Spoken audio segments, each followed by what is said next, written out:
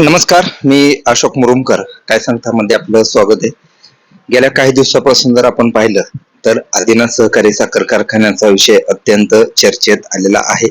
त्याला कारण वेगवेगळी आहेत. आरोप प्रत्यारोप सुरू आहे. इकडे बारामती अॅग्रोचा दावा कोर्टात आहे आणि अशा यामध्ये ज्या बाहेर काही जी चर्चा सुरू आहेत आणि याचा परिणाम काय होऊ शकतो याबाबत करमाळा तालुक्यातील ज्येष्ठ पत्रकार आणि ह्या बारीक सारीक गोष्टींवर बारकाईने लक्ष असलेले राजकीय विश्लेषक असं म्हणलं तरी वावगं ठरणार नाही. ज्येष्ठ पत्रकार नासिर कबीर आपण यांच्याशी याबाबत संवाद साधणार आहोत. नेमकं या गोष्टींकडे ते कसं पाहत आहेत, आदिनाथ सहकारी साखर कारखाना हा करमाळा तालुक्याच्या दृष्टीने महत्वाचा कसा आहे आणि यामध्ये जे सध्या राजकारण सुरू आहे, मी कोणत्याही गटाचं या ठिकाणी नाव घेणार नाही, मात्र जे सध्या समाज माध्यमांमध्ये जे आपल्याला दिसत आहे त्याचा परिणाम नेमका काय होऊ शकतो, आदिनाथ कारखाना बंद राहिल्याने त्याचा काय परिणाम झाला, बऱ्याच गोष्टी आहेत.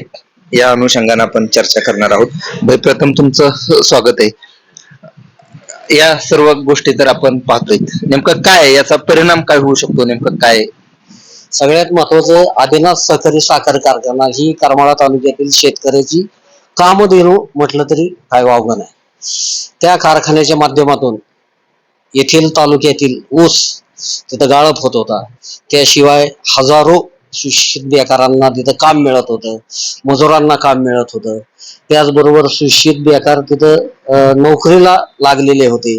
परंतु तो कारखाना बंद झाल्यामुळं आज जवळजवळ कोट्यवधी रुपयाची म्हणण्यापेक्षा अपरिमित कधी भरून न येणारं असं शेतकऱ्यांचं, कामगारांचं नुकसान झालेलं आहे.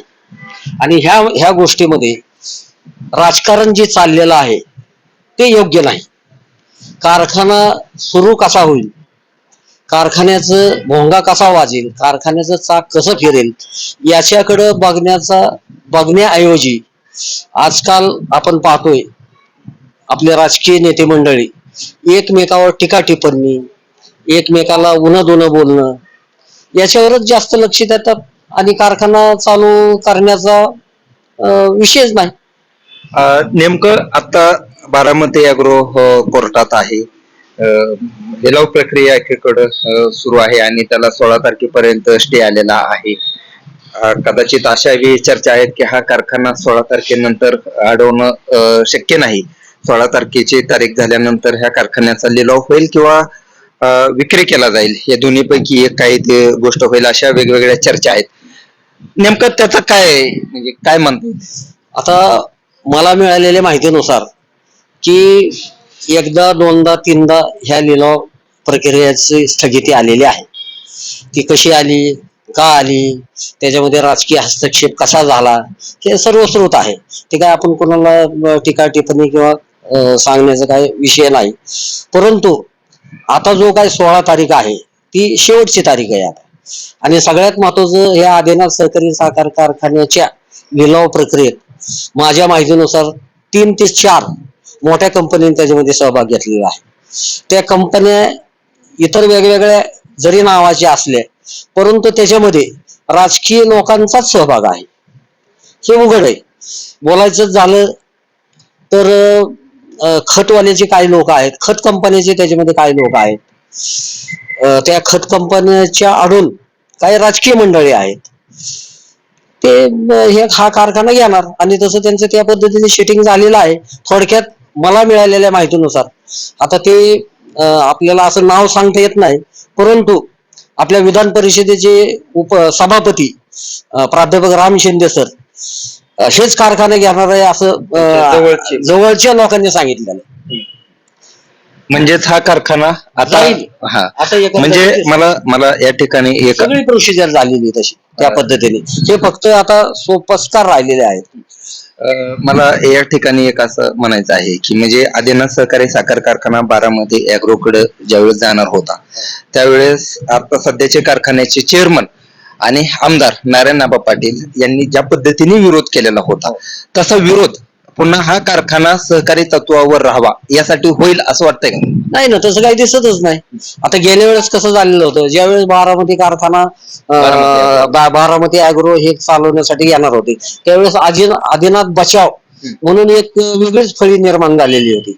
आणि त्या फळीतून आंदोलनं झाले, मोर्चे झाले, त्याचबरोबर वेगवेगळ्या ठिकाणी बैठका झाल्या आणि हे सगळं हाणून पाडण्यात आलं ना त्यावेळेस. बरोबर. आणि त्याच्यानंतर ज्या वेळेस बारामती अॅग्रो पोझिशन घ्यायला तिथं गेलं, त्यावेळेस राजकारण आडवालं. बरोबर. आणि मुळात बारामती अॅग्रोने सुद्धा तो कारखाना घ्यायला असं लोकात चर्चा आहे की विरोध केला, आपला उशीर केला. आणि त्या उशीर केल्यामुळे तेवढंच कारण सत्ताधाऱ्यांना सापडलं आणि त्या पद्धतीने त्याच्यामध्ये खूप मोठा गोंधळ झाला. आणि त्या गोंधळात तो शेवटी बारामतीच्या ताब्यात तो कारखाना गेला नाही. आणि तालुक्यातल्या जनतेचं तर असं मत आहे की त्यावेळेस जर तो कारखाना बारामती अॅग्रोकडे जर गेला असता तर सगळ्यात महत्वाचं त्याच्यामध्ये तो कारखाना सहकारी तत्वावर राहिला असता, त्या कारखान्याचं जे स्वाभिमान होता तो जपला गेला असता आणि तो कारखान्याचा लिलाव झाला नसता. हे खूप चांगली गोष्ट होती. आणि आज त्याचं गाळप झालं असतं, लोकांचे रोजगार बुडाले नसते. आता आता हा कारखाना कोण घेतो, त्याचा खाजगी मालक कसा घेतो, तो कसा चालवणार, तो इथल्या कुठल्या लोकांना तो कामावाला घेणार, कुणाला ते ठेका देणार, हे सगळं बाहेरच आलं ना शेवटी. मला यामध्ये एक असं म्हणायचंय तुम्हाला की म्हणजे हा कारखाना बारामती अॅग्रोकडे जवळजवळ म्हणजे त्याची प्रक्रिया झाली होती, ताब्यात घ्यायला गेल्याने त्या ठिकाणी ते अडवण्यात आला. ही सर्व वस्तुस्थिती आहे, तालुक्यातील लोकांना भीती माहिती आहे. कारखाना का अडवला, त्याच्या पुढे काय होणार होतं, त्याच्यानंतर निवडणूक झाली, यामध्ये देखील आरोप प्रत्यारोप झालेले आहेत. मात्र आत्ताच्या या घडीला पाटील गटाचे प्रवक्ते सुनील तळेकर ज्या पद्धतीने त्यांची बाजू मांडतायत आणि दुसरीकडून त्याला बारामती अॅग्रोचे उपाध्यक्ष सुभाष आबा गुळवे यांनीही उत्तरं दिलेली आहेत. कारखाना सुरू करायला का उशीर झाला होता, त्यातील प्रक्रिया काय होती हे देखील त्यांनी सांगितलेलं आहे. त्यानंतर बागल गटाचे मकाईचे अध्यक्ष दिनेश भांडवलकर आणि आदिनाथचे माजी अध्यक्ष धनंजय डोंगरे यांनी देखील त्यांच्या बाजू मांडलेल्या आहेत. हे आपण जर एकूण पाहिलं तर सर्वांनाही माहिती आहे. कुणाचं खरं खोटं हा विषय नंतरचा. मात्र 1.5 वर्ष झालं, साधारणतः 1.5 वर्ष झालं आदिनाथ कारखान्यामध्ये सत्तांतर झालं. निवडणूक झाल्यानंतर आमदार नारायणआबा पाटील यांच्याकडे हा कारखाना आला आणि त्यांच्याकडून ही बाजू मांडायला सुरू झालेला आहे. नेमका आता एकीकडे न्यायालय प्रकरण सुरू आहे, दुसरीकडे लिलाव प्रक्रिया सुरू आहे आणि इकडे राजकारण सुरू आहे. नेमकं ही कशामुळे आता सगळ्यात महत्वाचं दृष्टिकोन असा आहे याच्यामध्ये, आदिनाथ सहकारी साखर कारखाना अडचणीत का आला, कुणामुळे आला, मला कुणाच्या विषयी टीका करायची नाही. परंतु आदिनाथ सहकारी साखर कारखान्याचा इतिहास जर आपण पाहिला, आता मी जवळजवळ 40 वर्ष झालं ह्या पत्रकारिता क्षेत्रामध्ये काम करतोय आणि आदिनाथ सुरू झाल्यापासून त्याची सगळं जरी त्याचा जी लेखाजोखा आहे, ते झालेल्या निवडणुका, त्याच्यावर आलेलं सत्तांतर, त्याच्यानंतर कोण आलं, कोण चेअरमन झालं, माझ्या माहितीप्रमाणे ह्या आदिनाथ सहकारी साखर कारखान्यावर करमाळा तालुक्यातील सर्वच पुढाऱ्यांनी सत्ता भोगलेली आहे. सगळेच. त्याच्यामध्ये बागल गट आला, त्याच्यामध्ये जगताप गट आला, त्याच्यानंतर गिरधरराज देवी होते, त्याच्यानंतर मोहिते पाटलांचे काही इथले समर्थक होते. म्हणजे सगळ्यांनी आदिनाथ सहकारी साखर कारखान्यावर सत्ता भोगलेली आहे. परंतु आदिनाथ सहकारी साखर कारखान्यामध्ये जे कामकाज झालं, जे कारखान्याला जी अपेक्षित होतं, कारखान्याच्या संदर्भात पूर्ण सगळं अनियमितता झाली. मोठ्या प्रमाणात प्रत्येक ज्याने सत्ता तिथे घेतली, माझा ठाम आणि दावा आहे की प्रत्येकाने भ्रष्टाचार केला. म्हणजे ह्याच्यामध्ये मी असं कुणाचं नाव घेणार नाही, परंतु ज्याला सत्ता मिळाली त्या प्रत्येकाने त्या आदिनाथ सहकारी साखर कारखान्यामध्ये हात धुवून घेतला आणि त्याचा परिणाम असं झाला की आदिनाथ सहकारी साखर कारखाना रसातळाला गेला. आज जरी एखादा गट म्हणत असेल की ह्याने कारखाना बुडवला, दुसरा गट म्हणतो नाही त्यांनी कारखाना बुडवला, कोण म्हणतं ते मकाईला पैसे वापरले. म्हणजे हे जे आरोप प्रत्यारोप जे चाललेले आहेत, हे फक्त स्वतःच कातडी बचावण्यासाठी आणि मी किती धुतल्या तांदळासारखा आहे हा प्रकार दाखवण्यासाठी चाललेला हा आरोप प्रत्यारोप आहे. परंतु माझे निदर्शनाला आलेली गोष्ट किंवा जनतेच्या सभासदाच्या निदर्शनाला आलेली गोष्ट अशी की ज्याने ज्याने सत्ता त्याच्यावर घेतली त्या सगळ्यांनी भ्रष्टाचार केला आणि त्याचाच परिणाम आज आपल्याला भोगायची पाळी आलेली आहे. म्हणजे 16 तारखेला जे काय आहे तारखेत निकाल काय असेल तो तर पाहावा लागणार आहे. मात्र त्याच्या आधीच बाहेर जे काय वातावरण झालेलं आहे हे आदिनाथ जर उद्या दुसरीकडे गेला किंवा आदिनाथ जर राहिला तर ह्याचं खापर कोणाच्या डोक्यावर फोडायचं.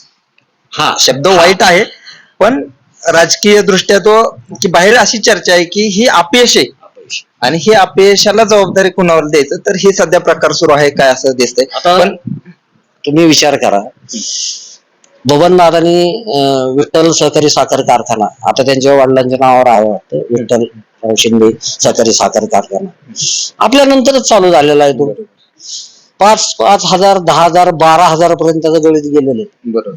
त्याच्यानंतर तुम्ही इंदापूरचे कारखाने बघा, त्याच्यानंतर विलासराव देशमुखचा कारखाना लातूर मध्ये झालेला, विकास सहकारी साखर कारखाना आपल्या बरोबरच विलासराव देशमुखांनी म्हणजे चालू झालेले कारखाने हे सगळे.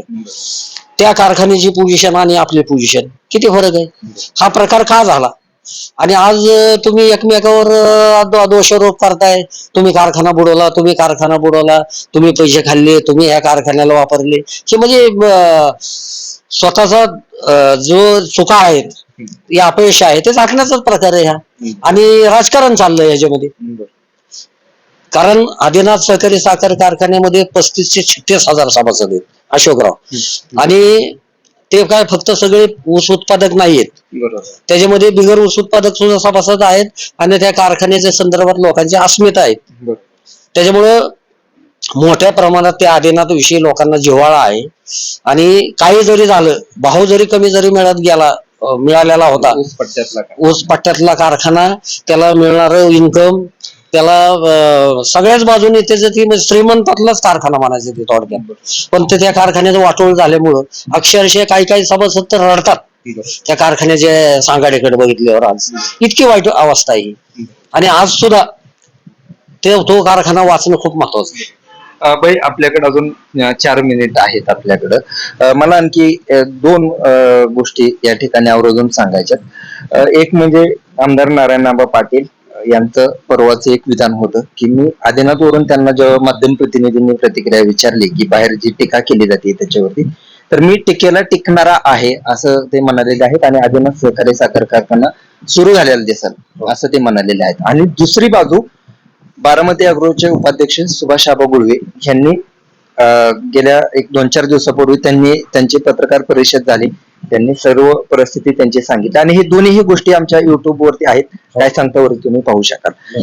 तिथं असं त्यांनी सांगितलेलं आहे की हा कारखाना जर सहकारी तत्वावर जर कोण सुरू करणार असेल तर आम्ही त्यांना मदत करणार. आम्ही जे कोर्टामध्ये आमचे याचिका आहे ती देखील आम्ही माघार घेणार. ह्या दोन्ही गोष्टीकडे तुम्ही कसं पाहताय आणि तालुक्याने काय म्हणून पाहिलं पाहिजे, एक विश्लेषक म्हणून आणि जबाबदार पत्रकार म्हणून काय? बरोबर. सगळ्यात महत्वाचं आपण बघण्याचा आपला दृष्टिकोन राजकीय नाहीये, एक तो विकासाचा प्रकल्प आहे.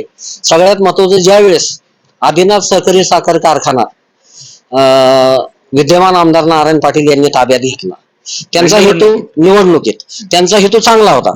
एक तर त्यांच्या वडिलांची अस्मिता त्या कारखान्यामध्ये होते, त्यांच्या वडिलांनी पायात बूट घातलेला नव्हता आणि त्यांचं एक स्वप्न होतं की आपल्या वडिलांनी सुरू केलेला सहकारी साखर कारखाना आपण ताब्यात घेऊन एक चांगल्या प्रकारे आपण त्याला नवसंजीवनी देऊ, सोन्याचा धूर काढू, हे त्यावेळेस त्यांनी स्टेटमेंट केलेलं होतं आणि त्यांची काही ती चूक बी नव्हती. प्रयत्न केले.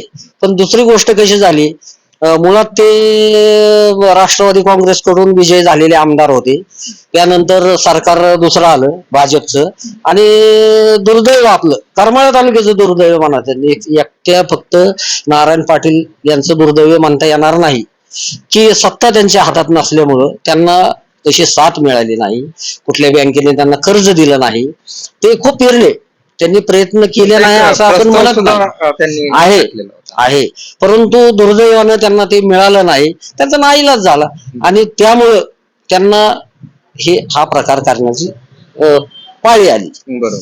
त्याच्यामुळे आपल्याला काय कुणावर टीका करायचा अधिकार नाहीये. बरोबर. जसे राजकारणी लोक एकमेकावर टीका करतात तसं बरोबर. आपण करू शकत नाही ना. बरोबर. आता तुम्ही एक विचार करा, कुणाला वाटतं का आपलं राजकीय करिअर बरबाद व्हावं म्हणून? बरोबर. त्यांना सुद्धा मनातल्या मनात वाटतच असेल ना, आदिनाथ मोठ्या कष्टाने आपण घेतला, बरोबर. आपल्याला चालू करायचा होता तो, पण आपण चालू करू शकलो नाही. बरोबर. की ते शल्य आहे ना त्यांना सुद्धा. पण त्यांनी तरी काय मुद्दाम केलेला आहे असा प्रकार नाहीये तो. बरोबर. पण ती त्यांच्या हाताबाहेरची गोष्ट झाली, बरोबर. त्यामुळे हा प्रकार झालेला आहे. आणि दुसरी गोष्ट, आपण त्यालाच लागून जी प्रश्न विचारला सुभाष आबाचा, तर सुभाष आबांची सुद्धा काय धारणा होती, त्यांनी आता श्रीराम शुगर घेतला, तो चांगल्या प्रकारे ते चालवतात, बरोबर.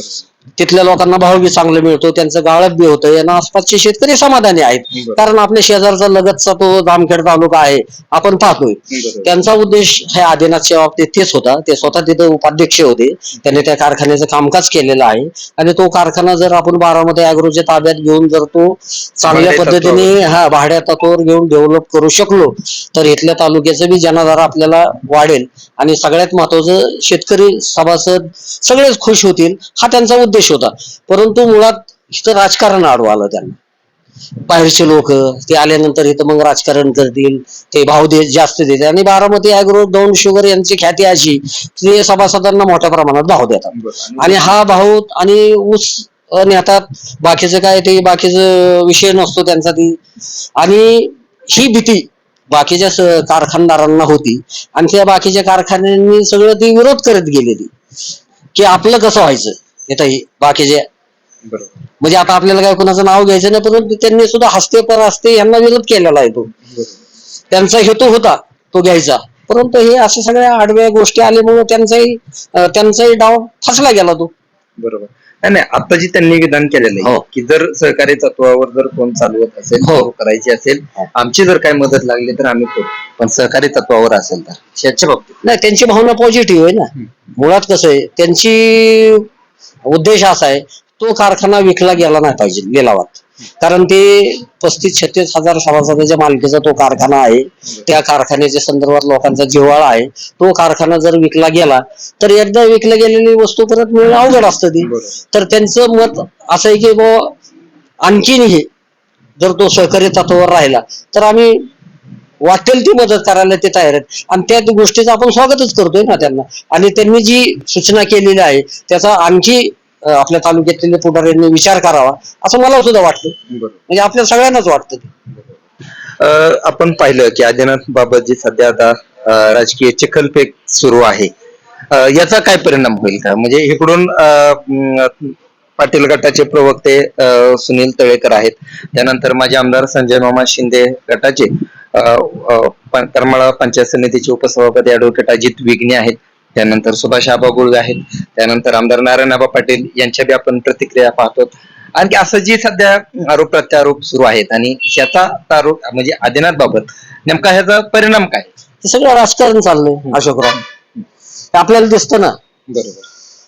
त्यांनी टीका केली की त्यांनी तिकडून टीका केली, त्यांनी इकडून केली की ह्यांनी टीका करायची. राजकारणाशिवाय दुसरं काय आहे याच्यामध्ये? एकमेकावर चिखलफेक करणं, तू मोठा का मी मोठा, राजकारणातून ह्याच्यातनं फायदा घ्यायचा, त्यांनी पैसे खाल्ले असं म्हणायचं, मग लगेच लोकांची दिशाभूल करायची, त्यांनी ह्यांची टीका करायची.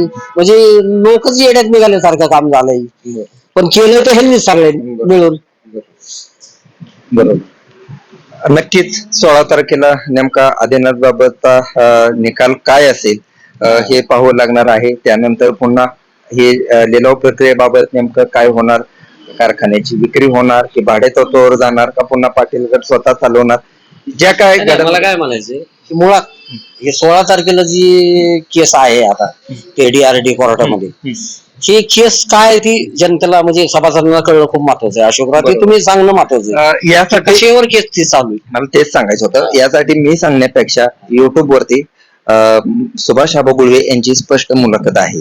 ती जर मुलाखत जर पाहिली सर्वांनी तर त्यामध्ये त्यांनी पूर्ण सांगितलेलं आहे DRD कोर्टामध्ये नेमकं काय आहे आणि ह्या कारखान्याची नेमकी लिलाव प्रक्रिया कशी होणार आहे याबाबत सविस्तर 2 व्हिडिओ आहेत माझे. कॉपरेटिव्हचा काय विषय नाही. त्यासाठी सांगतो, दोन व्हिडिओ आहेत. एक म्हणजे सुभाष आबा गुळवे यांनी सुरुवातीला म्हणजे 22 तारखेचा जी लिलाव प्रक्रिया होती, ती लिलाव प्रक्रिया थांबल्यानंतर बारामती अग्रोनी यामध्ये कसा हस्तक्षेप केला, एनसीडीसी आहे, एमएससी बँक आहे, आणि यामध्ये हा कारखान्याची लिलाव प्रक्रिया कशी होतीये, त्याच्यात बारामती अग्रोचा बी हक्क आहे, नेमकं कुणाचं किती कर्ज, ह्यामुळं ही प्रक्रिया सध्या न्यायालयात गेलेली आहे. याबाबतचे दोन व्हिडिओ आहेत, तुम्हीही पहा. नेमकं त्यावरून तुमचं मत नेमकं ठरवा की नेमकं या कारखान्याबाबत काय होईल. मात्र येणाऱ्या 16 तारखेपर्यंत आपल्याला वाट बघावी लागेल. कारखाना हा सहकारीच राहिला पाहिजे. या तालुक्यातील जनतेच्या कारखान्याबाबत खूप चांगल्या भावना आहेत. सहकाराचं मंदिर म्हणून या कारखान्याकडे पाहिलं जातं. मात्र ही जी आदिनाथच्या भोवती जे राजकारण सुरू आहे, हा कारखाना बंद अवस्थेत असताना सुद्धा त्याबाबत राजकारण सुरू आहे. हा कारखाना माजी आमदार संजय मामा शिंदे, सुभाष आबा गुळवे यांनी हा कारखाना त्यांच्या ताब्यात यावा यासाठी निवडणुकीत पॅनेल दिलेला होता. याशिवाय त्यांच्या विरोधात आमदार नारायण आबा पाटील यांचा पॅनेल होता आणि करमाळा तालुक्यातील नागरिकांनी, मतदारांनी हा कारखाना नारायण आबा पाटील यांच्या ताब्यात स्पष्ट बहुमत असताना दिलाय. पूर्ण संचालक त्यांचे आहेत, त्यामुळे पूर्ण अधिकार त्यांना दिलेले आहेत. मात्र हा कारखाना सुरू होणं आवश्यक आहे. माझे आमदार जयवंतरावजी जगताप यांनी, मला एक त्यांचं विधान आठवते, एकतर हा कारखाना पवार चालवू शकतील किंवा ब्रह्मदेव, असं एक त्यांचं विधान आहे. नेमकं बरोबर, नेमकं हे कारखान्यात नेमकं काय होईल हे आपल्याला बघावं लागणार आहे. अजून सुद्धा आमदार रोहित पवार यांच्या ताब्यात असलेला यांचा कारखाना बारामती अॅग्रो ही मदत करायला तयार आहे असं ते सांगत आहे. आपल्याला पाहावं लागणार आहे नेमकं काय होईल ते. मला काय म्हणायचं होतं अशोकराव, हे जी एकमेकावर जी टीका टिप्पणी जी चाललेली आहे, हे ह्यांना क्षणिक सुख आहे. बरोबर, जे टीका करतात त्यांना, म्हणजे दोन्ही गटांना, बरं का. परंतु नागरिकातून ह्याची वेगळी प्रतिक्रिया येते. नागरिक काय म्हणतात, नागरिकचा प्रतिनिधी म्हणून आपण पत्रकार बोलतोय आता. नागरिकांचं मत असं आहे की तुम्ही सगळेजण एकत्र येऊन हा कारखाना चालू कसा होईल, तो कॉपरेटिव्ह कसा राहील, ह्या संदर्भात तुम्ही का बोलत नाहीत किंवा का प्रयत्न करत नाहीत, असा सवाल नागरिक विचारतात. बरोबर. आणखी बोलण्यासारखं खूप आहे आदिनाथ बाबत, आणि आपण पुढच्या व्हिडिओमध्ये सुद्धा याबाबत चर्चा करूयात. तुर्तास थांबतोय. नेमकं तुमच्या याबाबत काय प्रतिक्रिया आहेत आम्हाला कमेंट बॉक्स मध्ये सांगा. आदिनाथ बाबत सुरू करण्यासाठी नेमकं काय केलं पाहिजे, आदिनाथ कसा वाचला पाहिजे, आदिनाथला आर्थिक मदत कशी मिळेल, हे देखील आम्हाला कमेंट बॉक्स मध्ये सांगा. तुमच्या प्रतिक्रियेचा देखील इथे विचार केला जाईल. धन्यवाद.